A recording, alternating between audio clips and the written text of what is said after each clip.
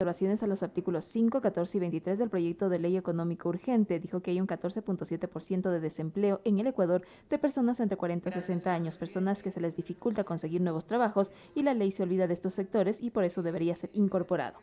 Intervención número 12, la asambleísta Pierina Correa. Señora Presidente de la Comisión, pasando por los integrantes de la Comisión y también de las diferentes bancadas respecto de los aportes y las observaciones. Yo voy a ser muy puntual.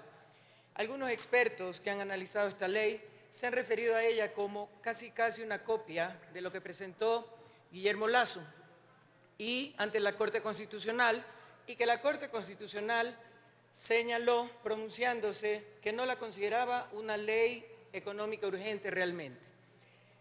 Por otro lado, también, a mi criterio personal, tiene más peso el perdón a las deudas que los mecanismos de generar un ingreso, y al ser una ley económica urgente debería ir enfocada justamente a generar esos ingresos que con tanta avidez necesita la Caja Fiscal y el Presidente de la República para poder implementar su plan de trabajo. Sin embargo, al haber hecho un compromiso, al estar aquí en la Asamblea Nacional, de responderle al pueblo ecuatoriano, hemos aportado, y desde nuestros 3 representantes en la comisión, celebro también la apertura, la forma democrática en que se ha podido aportar y de manera muy técnica, muy responsable en los diferentes articulados que contiene esta ley. Yo me voy a referir puntualmente a un tema que tiene que ver con los gastos de publicidad, promoción y apoyo a diferentes organizaciones para que puedan desarrollar proyectos. El proyecto de Ley Orgánica de Eficiencia Económica y Generación de Empleo, calificado de urgencia económica por el Ejecutivo, que ha sido sustentado en la Comisión de Desarrollo Económico y Productivo y la Microempresa y aprobado en primer informe para debate en este momento, contempla la sustitución del numeral 19 del artículo 10 de la Ley Orgánica de Régimen Tributario Interno, LORTI.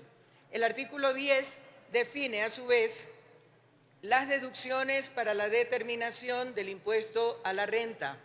De esta manera, en el numeral 19 se establece una deducción de 150% adicional para el cálculo de la base imponible del impuesto a la renta, los gastos de publicidad, promoción, auspicio y o patrocinio en favor del listado taxativo previsto en el proyecto de ley. Sin embargo, es necesario precisar que si se considera un beneficio para la deducción del 150 adicional, se le confiera sobre la base de la presentación del informe que justifique el auspicio y o patrocinio que efectivamente se haya realizado.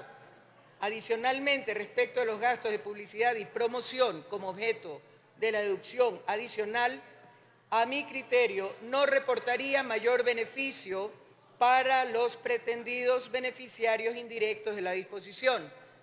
En otras palabras, la deducción adicional que se prevé en este artículo busca esencialmente un incentivo para que personas o empresas aporten a los diferentes sectores que necesitan recursos. Por lo tanto, el incluir gastos de publicidad y promoción no tendría la capacidad real de generar la inyección de recurso que sí logra un auspicio o un patrocinio, obviamente previo a la presentación del proyecto respectivo. De la misma manera, en el proyecto de ley aprobado en informe para primer debate, en el literal A, numeral 19, artículo 10 de la LORTI, dentro de la lista que deben considerarse como favorecidos para los gastos de auspicio y o patrocinio, se determina de manera amplia a deportistas y programas, proyectos o eventos deportivos calificados por la entidad rectora de la materia. Entonces, si se pretende que personas o empresas aporten a este sector para luego obtener la correspondiente deducción, la ley debe direccionar que ese propósito alcance a los sectores que más lo requieran. Por lo tanto, no podría concebirse para el impulso de la carrera deportiva que se dirija a un sector que cuenta con ingentes recursos propios provenientes de publicidad, de aportes de socios, de ventas de entradas y algunos de manera indirecta hasta de sistema de apuestas. Uno de ellos es el fútbol profesional y los equipos que compiten en la categoría A. Y de manera especial, si se va a apoyar al fútbol, ¿por qué lo digo? Porque ese incentivo al sector deportivo ya existe desde la época de la Secretaría del Deporte a cargo de Andrea Sotomayor. Y las empresas que podían beneficiarse de esta deducción saltaron de alegría porque decían, bingo, vamos a apoyar al fútbol. Y les dijimos, no señores, hay otros sectores del deporte que lo necesitan, el deporte amateur y de manera especial el deporte adaptado o paralímpico para personas con discapacidad que también nos están dando alegrías internacionalmente, mundialmente e inclusive en Juegos Paralímpicos residentes de Japón. El artículo 66, numeral 4 de la Constitución de la República reconoce y garantiza el derecho a la igualdad formal, material y no discriminación.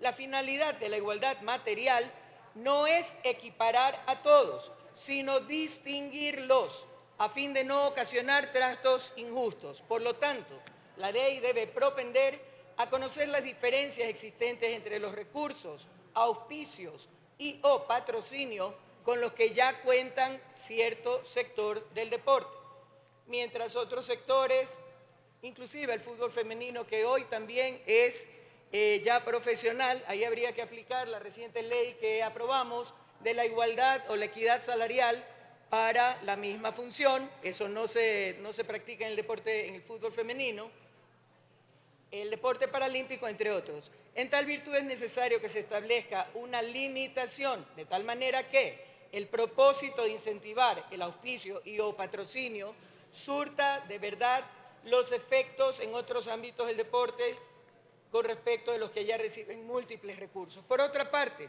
en este listado no se reconoce de manera específica a aquellas entidades que brindan servicios de protección especial a niños, niñas y adolescentes. Es decir, el beneficio de la deducción adicional podría incrementar el auspicio o promoción de entidades sin fines de lucro que se dediquen exclusivamente a realizar servicios de protección especial a niños, niñas y adolescentes. Recuerden que es un sector de múltiples vulnerabilidades y extremadamente prioritario. Un ejemplo de ellos es la ONG Aldeas Infantiles SOS. Al mismo tiempo, hay entidades que, siendo socios cooperantes del Ministerio de Inclusión Económica y Social, no cuentan con el financiamiento suficiente para lograr sus objetivos y esta disposición en esta ley podría ser ese financiamiento que los ayude, más allá de las donaciones o contribuciones voluntarias, a tener los recursos necesarios para continuar la atención que brindan a sectores vulnerables, especialmente niños, niñas y adolescentes. De esta forma, consideran que al incluirse un literal específico sobre las entidades sin fines de lucro que brinden servicios a este sector de niñez y adolescencia como parte de los beneficios para la deducción del impuesto a la renta, permitiría la posibilidad de acceder a incentivos tributarios que fomentará la disposición de personas y empresas a realizar donaciones a organizaciones que trabajan por la restitución del derecho a vivir en familia de niños, niñas y adolescentes, permitiendo ampliar su cobertura y mejorar la calidad de vida. El justificativo jurídico se sustenta en lo dispuesto en varias disposiciones constitucionales. El artículo 35, que reconoce a niños, niñas y adolescentes como grupo de atención prioritaria. Artículo 44, que garantiza el interés superior del niño y la prevalencia de sus derechos.